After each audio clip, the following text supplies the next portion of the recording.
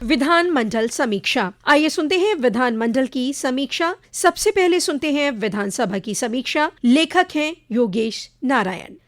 विधानसभा के शीतकालीन सत्र की शुरुआत हंगामे के साथ हुई। सत्र की कार्रवाई शुरू होते ही समाजवादी पार्टी के सदस्य सदन की कार्रवाई रोककर बहराइच और संभल की घटनाओं पर चर्चा कराए जाने की मांग करने लगे। विधानसभा अध्यक्ष सतीश महाना ने समाजवादी पार्टी के सदस्यों की इस मांग को ये कहकर खारिज कर दिया कि नियमों के अनुरूप ही सदन की कार्रवाई संचालित होगी। विधानसभा अध्यक्ष के बार बार सदस्यों के अपने आसन पर जाने के अनुरोध को अनसुना करते हुए वेल में आकर धरने पर बैठ गए। विपक्ष के शोर शराबे और हंगामे के चलते सदन की कार्रवाई लगभग पौन घंटे के लिए स्थगित कर दी गई। सदन की कार्रवाई शुरू होते ही नेता प्रतिपक्ष माता प्रसाद पांडे ने बहराइच और संभल की घटना पर नियम 311 के तहत चर्चा कराए जाने की मांग की। इस पर विधानसभा अध्यक्ष सतीश महाना ने कहा कि नियम 311 के तहत इस मुद्दे पर चर्चा नहीं कराई जा सकती। इस पर नेता प्रतिपक्ष माता प्रसाद पांडे ने कहा कि ये बेहद गंभीर विषय है, इसलिए सभी नियमों को शिथिल करते हुए चर्चा कराई जाए। पीठ द्वारा एक बार फिर चर्चा से मना किए जाने पर सपा के सदस्य वेल में आ गए। विपक्ष के सदस्यों ने सरकार के खिलाफ नारेबाजी शुरू कर दी। सपा सदस्यों के शोर शराबे पर संसदीय कार्य मंत्री सुरेश खन्ना ने कहा कि कानून का शासन रहे और विकास का पहिया लगातार घूमे, हमारी सरकार की यही प्राथमिकता है। विपक्ष के पास केवल शोर मचाना एजेंडा है। आज ही सदन में संभल और बहराइच की घटना पर सपा और कांग्रेस ने शून्य प्रहर में चर्चा के दौरान सरकार पर सांप्रदायिकता को बढ़ावा देने और एक वर्ग विशेष के खिलाफ उत्पीड़न की कार्रवाई किए जाने की बात कही। सपा के वरिष्ठ सदस्य इकबाल महमूद और कांग्रेस की आराधना मिश्रा मोना ने बहराइच और संभल की घटना पर सरकार की कार्रवाई को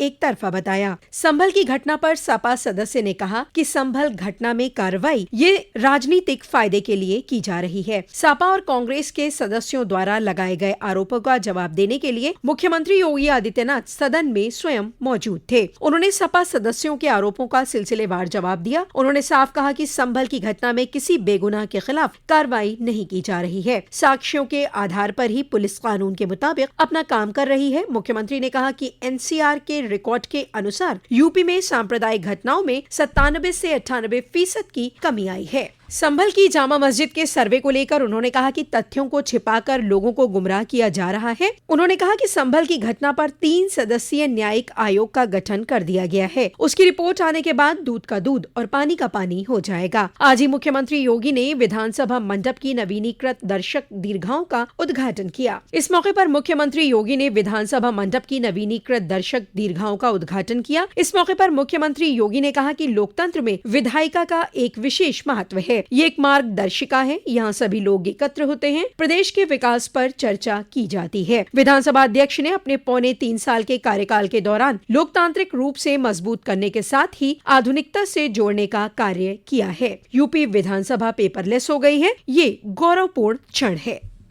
ये थी विधानसभा की समीक्षा। अब सुनते हैं विधान परिषद की समीक्षा। लेखक हैं मुकुल मिश्रा। विधान परिषद के शीतकालीन सत्र के पहले दिन आज संभल का मुद्दा छाया रहा। समाजवादी पार्टी ने संभल का मुद्दा उठाते हुए सरकार को कटघरे में खड़ा किया। इस पर सत्ता पक्ष और विपक्ष के सदस्यों के बीच तीखी नोकझोंक हुई। सरकार की ओर से जवाब देते हुए नेता सदन और उप मुख्यमंत्री केशव प्रसाद मौर्य ने कहा कि प्रदेश में कानून का राज है। आज किसी को भी कानून हाथ में लेने की अनुमति नहीं है। जो अपराध करेगा उसके खिलाफ कार्रवाई होगी। सरकार के जवाब से असंतुष्ट सपा के सदस्य वेल में आकर बैठ गए। सदन की कार्रवाई पूर्वाह्न 11 बजे सभापति कुंवर मानवेंद्र सिंह के सभापतित्व में वंदे मातरम से शुरू हुई। सदन की कार्रवाई शुरू होने पर सभापति ने कार्य परामर्शदात्री समिति की संस्तुतियों को सदन के पटल पर रखा। इसके बाद सदन ने अपने 2 पूर्व सदस्यों, पूर्व राज्य मंत्री विनय शाक्य और पूर्व सदस्य बाबा रामनाथ यादव के निधन पर शोकोद्गार व्यक्त किए। सदन ने दोनों सदस्यों की आत्मा की शांति के लिए अलग अलग कुछ क्षण खड़े होकर श्रद्धांजलि दी। प्रश्न प्रहर शांतिपूर्वक चला। नियम 59(5) के अंतर्गत भाजपा के सदस्य देवेंद्र प्रताप सिंह ने बांग्लादेश में मारे गए हिंदुओं के प्रति शोक व्यक्त करने के संबंध में सूचना दी। शून्य प्रहर में समाजवादी पार्टी के लाल बिहारी यादव, राजेंद्र चौधरी, डॉक्टर मान सिंह यादव, आशुतोष सिन्हा, मोहम्मद जासमीर अंसारी एवं बलराम यादव ने प्रदेश में कानून का शासन समाप्त होने का मामला कार्य स्थगन के रूप में उठाते हुए संभल की घटना का जिक्र किया। सदस्यों ने कहा कि भाजपा सामाजिक सद्भाव समाप्त करना चाहती है। संभल की घटना से मन दुखी है। उन्होंने बांग्लादेश में हिंदुओं पर हो रहे अत्याचार पर कहा कि जुल्म कहीं भी हो, जुल्म का विरोध होना चाहिए। हिंदू हमारे बड़े भाई हैं, आप भी हमें छोटा भाई मानकर काम करिए। डॉक्टर मान सिंह और लाल बिहारी यादव ने भी अपनी बात रखी। संभल में साजिश हुई और हमारे सांसद पर साजिश के तहत फर्जी एफआईआर दर्ज की गई, जबकि वे वहां पर थे भी नहीं। हमारे प्रतिनिधिमंडल को वहां नहीं जाने दिया गया। लाल बिहारी यादव ने कहा कि पुलिस के खिलाफ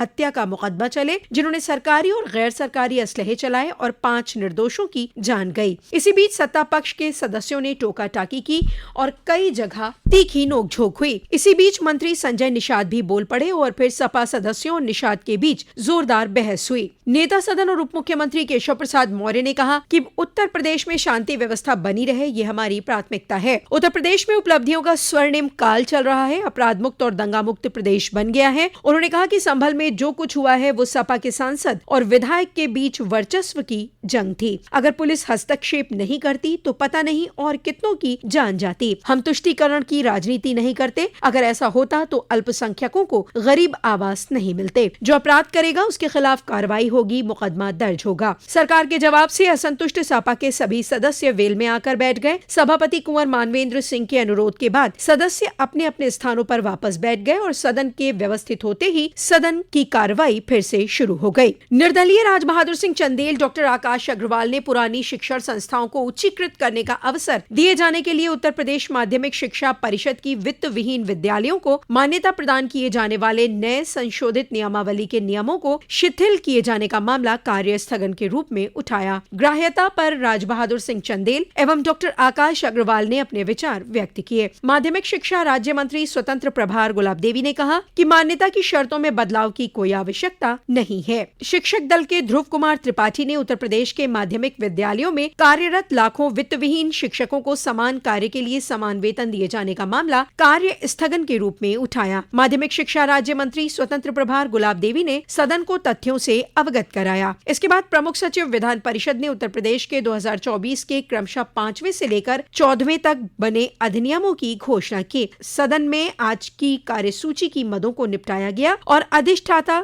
डॉक्टर जयपाल सिंह व्यस्त ने सदन को कल तक के लिए स्थगित कर दिया। अभी आप सुन रहे थे विधानमंडल की समीक्षा। लेखक थे योगेश नारायण और मुकुल मिश्रा।